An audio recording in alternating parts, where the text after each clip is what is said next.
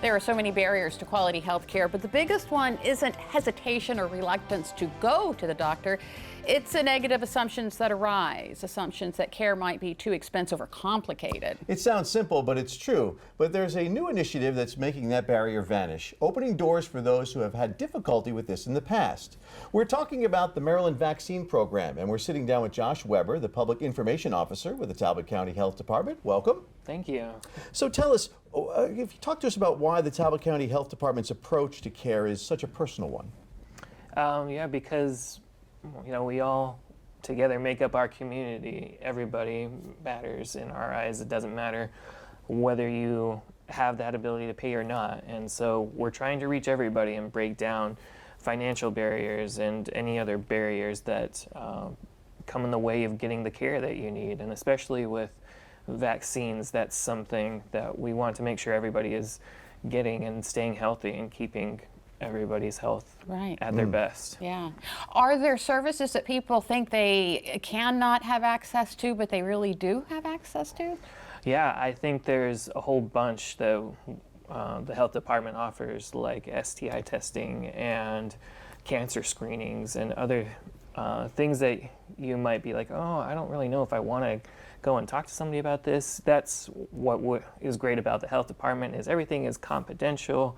We're non-judgmental. We are just here to be there for the community and to make it so anybody can walk in and just say, hey, I haven't seen a doctor in a while, or I don't know where I stand on this. Can you help me navigate that? Right. And we have a whole great staff that is ready to tackle a myriad of different things.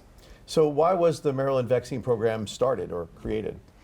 Yeah, I think because with all the illnesses that are transmissible, the great way that helps a lot of these stop is through vaccines. And we've seen what can happen when certain populations don't have herd immunity, and those diseases can spread quickly. I think that we wanted to prioritize making sure that it stays that way in our community. Public health a lot of the time goes unnoticed because we're doing our job well, and we only start to become visible if things start to go wrong. And so we want to continue to keep the train on the tracks and make sure that we're doing that by having the vaccine program in place. And so the priority is making sure that we don't get off the rails. We keep as much of that herd immunity and our community is safe. What specific vaccines are people seeking? There's a number of, what we're looking at mostly are the ones that are recommended through childhood that people may have just missed or for whatever reason not been able to obtain. So everything from your ones for pneumonia to HPV to COVID to whatever you might be missing. So it's not just one vaccine. We encourage people, if they don't know, we have nurses on staff that can help you figure out what you may be missing.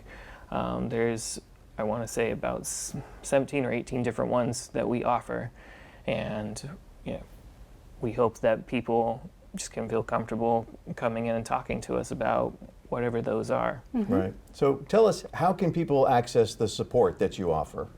Yeah, it's pretty simple. People can visit our website at talbothealth.org or just give us a call at our number, and they can get in touch with us that way. Okay, and we'll have that number on our website as well as Talbot County's website, so people can easily access it and get the information they need. Josh Weber with Talbot County Health Department, thank you so much for coming in today. Thank you so much. It was great to be here.